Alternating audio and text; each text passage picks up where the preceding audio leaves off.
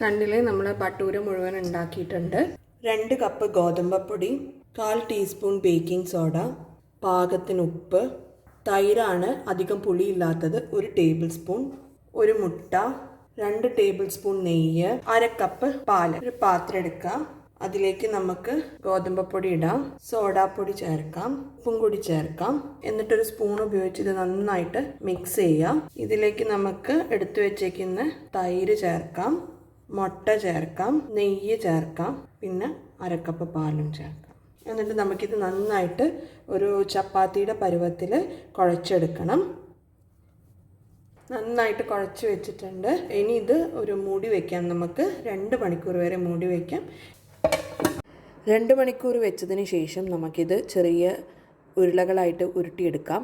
ഇതുപോലെ നമുക്ക് മുഴുവൻ മാവ് കൊണ്ടും ഉരുളകളാക്കി എടുത്തിട്ട് വരാം. അപ്പോൾ നമ്മളെല്ലാം ഉരുളയാക്കി വെച്ചിട്ടുണ്ട്. നിങ്ങൾക്കൊന്നെങ്കിൽ പ്രസ്സർ ഉപയോഗിച്ചിട്ട് പൂരിക്ക് പരത്തുന്ന മാതിരി പരത്തിയെടുക്കാം. അല്ലാന്നുണ്ടെങ്കിൽ ഒരു ഇത്തിരി പൊടി ഉപയോഗിച്ചിട്ട് നമ്മൾ ചപ്പാത്തി പരത്തുന്ന അതിൻ്റെ അകത്തിട്ടിട്ട് പരത്തിയെടുത്താലും മതി. ഞാനിവിടെ പ്രസ്സറാണ് ഉപയോഗിക്കുന്നത്. ഈ ഒരു ഇതിൽ പരത്തിയെടുത്തിട്ട് വരാം നമുക്കെല്ലാം. നമുക്ക് ചീനച്ചട്ടി ചൂടാക്കാൻ വേണ്ടി വെക്കാം. അതിലേക്ക് കുക്കിംഗ് ഓയിലാണ് ഞാൻ ഒഴിക്കുന്നത്. ഇത് ചൂടാവുന്നത് വരെ നമുക്ക് വെയിറ്റ് ചെയ്യാം. എണ്ണ നല്ലോണം ചൂടായതിന് ശേഷം ഇത് പരത്തി വെച്ച ബട്ടൂര നമുക്കിടാം. എണ്ണയിൽ ഇട്ടതിന് ശേഷം നമുക്ക് ഈ തവി കൊണ്ടൊന്ന് മെല്ലെ പ്രസ് ചെയ്ത് കൊടുത്തിട്ടുണ്ടെങ്കിൽ നല്ല പൊക്കിളച്ചിട്ട് വരും. അടിഭാഗം ഗോൾഡൻ ബ്രൗൺ നിറമായി തോന്നുമ്പോൾ നമുക്ക് തിരിച്ചിടാം. 2 ഭാഗവും ഗോൾഡൻ ബ്രൗൺ നിറമാവുമ്പോൾ നമുക്ക് കോരിയെടുക്കാം.